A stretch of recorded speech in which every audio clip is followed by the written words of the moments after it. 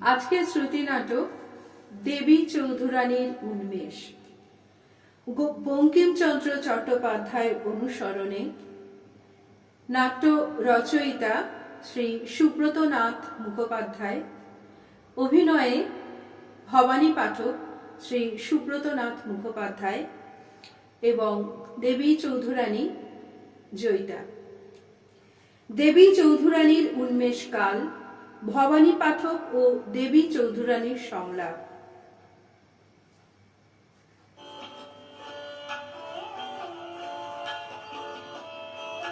যে কন্যাটিকে আমি বনান্তরে আবিষ্কার করিয়াছিলাম, যে অনাথা মেয়েটি ভগ্নপ্রায় একটি পোড়ো বাড়িতে গুপ্তধন পাইয়াছিল এবং ক্ষুধা নিবৃত্তির জন্য তার অধিকৃত 20 ঘোড়া মোহরের মধ্যে একটি লইয়া হাটের পথে যাইতেছিল, যে কন্যাটিকে আমি প্রকাশ্যে এবং আমার ডাকাইত দলের প্রত্যেকটি সদস্যের সম্মুখে মা বলিয়া ডাকিয়াছিলাম এবং তাহাকে বিপুল ওই ধনরাশি কিরূপে খরচ করিতে হয় তাহা শিখাইবার জন্য দীর্ঘ 5টি বর্ষের শিক্ষা ও অনুশীলন প্রণালী তাহার জন্য প্রণয়ন করিয়াছিলাম, আজ তাহা শেষ হইয়াছে।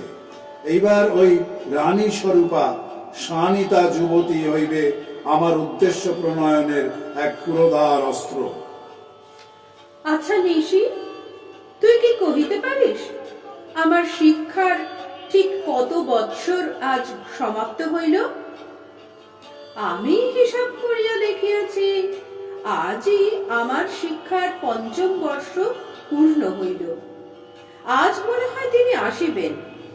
রঙ্গরাজের কথা শুনিয়া আমার তাহাই মনে হইল।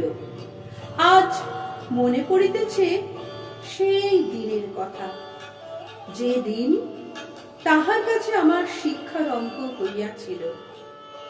প্রথমে তো তাহার নাম শুনিয়াই আতঙ্কিত হইয়াছিলাম। তাহার নাম ভবানী পাঠক। এই অরণ্যে যার নাম শুনিলে বৃক্ষকোটরের বিষধর সরীসৃপও মন্ত্রাবিষ্ট হইয়া যায়। এই ভবানী পাঠকের শিক্ষা একটু ভিন্ন রূপ। প্রথমে বর্ণ শিক্ষা, হস্তলিপি, কিঞ্চিত শুভঙ্করী আঁক শিখাইতে আরম্ভ করিলাম ওই কন্যাকে। ব্যাকরণ ধরিলাম অগ্রে। শুরু করিবার 2-4 দিনের মধ্যেই আমি বিস্মিত হইলাম। কন্যাটির তীক্ষ্ণ বুদ্ধি, শিক্ষার ইচ্ছা অতিশয় প্রবল। শীঘ্র সবকিছু শিখিতে লাগিল। প্রথমে কন্যাটির রন্ধন, ভোজন, শয়ন সব নামমাত্র স্থির করিয়া দিলাম। প্রথম বৎসর তার জন্য বরাদ্দ হইল শুধুমাত্র মোটা চাউল, সৈন্ধব লবণ, ঘি, কাঁচকলা। কন্যাটির কোনো অসুবিধেই রইল না। মার ঘরে তো আমার ইহাই জুটিত না। শুধু একটা ব্যাপারে আমি ভবানী ঠাকুরের অবাধ্য হইতাম। একাদশী দিন গোবরার মাকে হাট হইতে অবশ্যই করিয়া মাছ আনিতে বলিতাম। দ্বিতীয় বৎসরে ব্যবস্থা হইল নুন, লঙ্কা আর ভাত। তৃতীয় বৎসরেও তাই। চতুর্থ বৎসরে উত্তম ভোজনের ব্যবস্থা হইল। পঞ্চম বৎসরে যথেষ্ট ভোজনের ব্যবস্থা হইল। ক্রমে ভট্টি কাব্যের পর অভিধানও কন্যাটির অধিকৃত হইল। রঘু বংশ, কুমার সম্ভব, শকুন্তলা অবাধে অতিক্রান্ত হইল। তারপর উহাকে কিছুটা সংখ্যা, একটু বেদান্ত, একটু ন্যায় শিখাইলাম এবং সর্বশেষে সর্বশ্রেষ্ঠ গ্রন্থ শ্রীমদ্ ভাগবত গীতা অধীত করাইলাম এবং সঙ্গে যোগ শিক্ষাও দিলাম। নিশি তারপর বলিল, প্রথম বর্ষে আমার রুক্ষ চুল থাকিত। বিচারীর শয্যায় শয়ন করিতাম।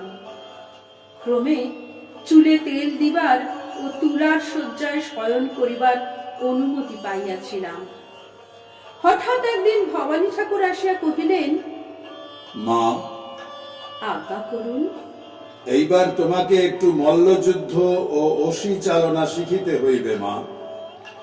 ঠাকুর, আর যাহা আজ্ঞা করেন করি। হইব, কিন্তু এটি পারিব না।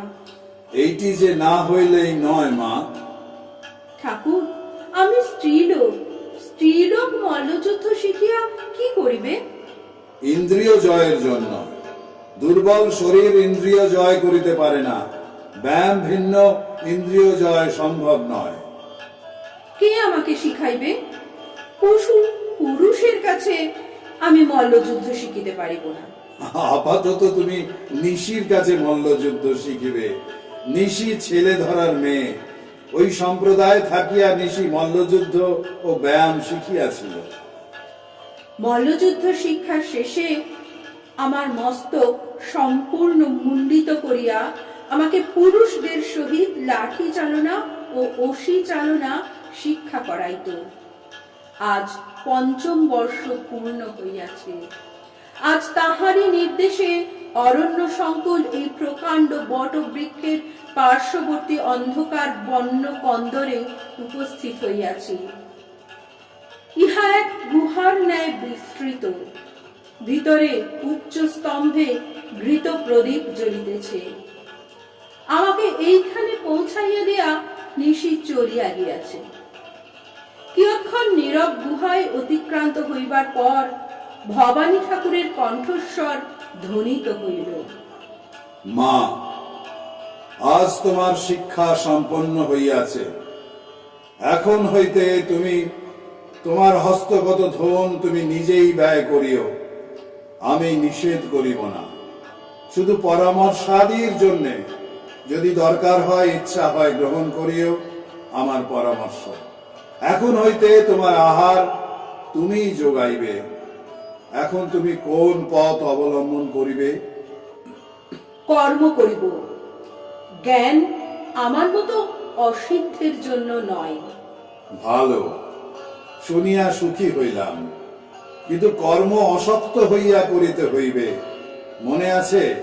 তস্মাদ সত্য সততং কার্য কর্ম সমাচার, অসক্ত হ্যাচরণ কর্ম পরমাপ্নতি পুরুষ। অনাসক্তির প্রথম লক্ষণ হল ইন্দ্রিয় সংযম। আর দ্বিতীয় হল নিরহংকার। সঠিক। ভগবান বলিয়াছেন, প্রকৃতের ক্রিয়মাণানি গুণৈ কর্মাণি অহংকারো বিমূঢ়াত্মা কর্তাহিমিতি সর্বস্ব মন্যতে। উত্তম। আর তৃতীয়? যৎ করোষি যদস্মাসি যজুষোষি যৎ তপস্বাসি কুন্তয়ৎ কুরুষ্য মদর্পণম। অর্থাৎ সর্বকর্মফল শ্রীকৃষ্ণে অর্পণ করিব। কিন্তু এটা জানো তো, ভিক্ষাতেও আপত্তি আছে। তাই জিজ্ঞাসা করি, এই ধন শ্রীকৃষ্ণে অর্পণ কিভাবে করিবে? আপনার কাছেই শিখিয়াছি। শ্রীকৃষ্ণ সর্বভূতাস্থিত, অর্থাৎ সর্বভূতে এ ধন বিতরণ করিব। বাহ! यो मां पश्यति सर्वत्र सर्वं च मयि पश्यति तस्सहं न प्रणश्यामि स च मे न प्रणश्यति सर्वभूतस्थितं ममां भजतस्तमाहितो सर्वथा वर्तमानमपि स जीवमोहि वर्तते अक्तत्वमेन सर्वत्र समं पश्यति जो अर्जुन सुखं वा যদি বা দুঃখং সযোগী পরমো মত। বাহ! সর্বোত্তম। এইবার বলি, কিছু দোকানদারি চাই মা। কিছু বেশ বিন্যাস, কিছু ভোগ বিলাসের ঠাট তোমার প্রয়োজন হইবে। কেন? দেখো, আমার ধনের প্রয়োজন নাই। ধনের প্রয়োজন নাই, তবু ডাকাইতি করেন? আমি রাজত্ব করি। যার হাতে রাজদণ্ড সেই রাজা। এদেশে এখন রাজা নাই। ইংরেজ সম্প্রতি ঢুকিতেছে। এমত অবস্থায় আমি দুষ্টের দমন এবং সৃষ্টের পালন করি। শিষ্টের পালন ডাকাইতি করিয়া? শোনো, বুঝাইয়া দিতেছে।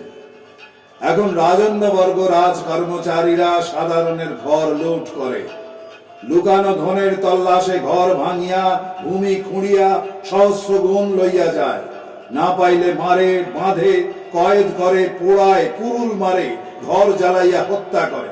ইংরেজ দস্যুগণ ঘরের সিংহাসন হইতে দেবতা ফেলিয়া দেয়, শিশুর পা ধরিয়া আছাড় মারে, বাঁশ দিয়া যুবকের বুক ক্ষতবিক্ষত করে, বৃদ্ধের চোখের ভিতরে পিঁপড়া ও নাভিতে পতঙ্গ পুরিয়া বাঁধিয়া রাখে, যুবতীকে ইংরাজ কাছারিতে লইয়া গিয়া সর্বসমক্ষে উলঙ্গ করিয়া চাবুক মারে, স্তন কাটিয়া মাতৃজাতির চরমতম অপমান করে।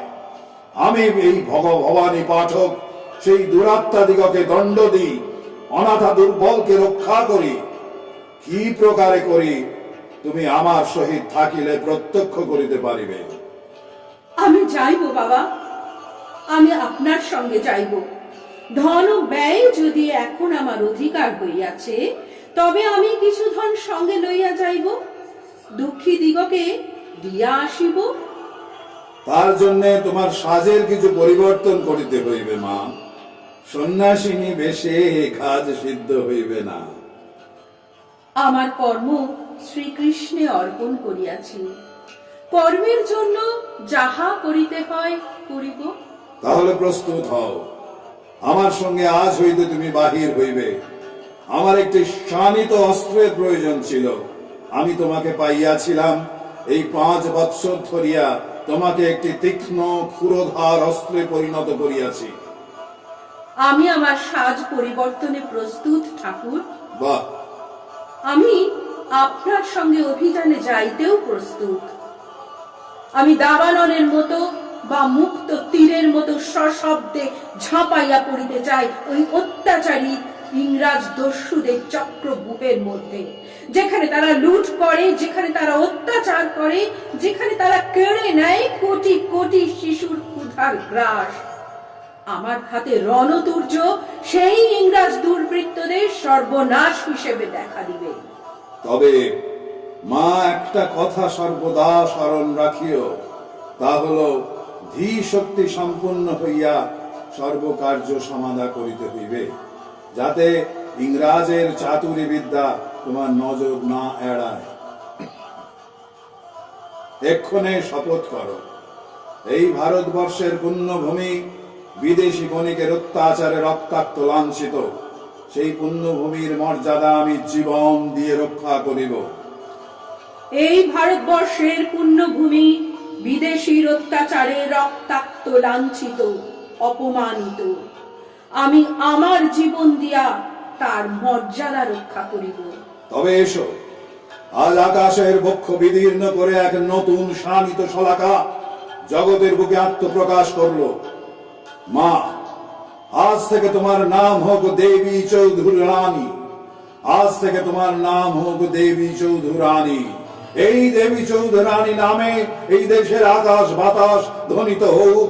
তোমার নামে অত্যাচারের শিরায় শিরায় ধমনীতে ধমনীতে হৃৎকম্পন উপস্থিত হোক। আমাকে আপনি আশীর্বাদ করুন বাবা, যেন আপনার অভীষ্ট সিদ্ধ করিতে পারি।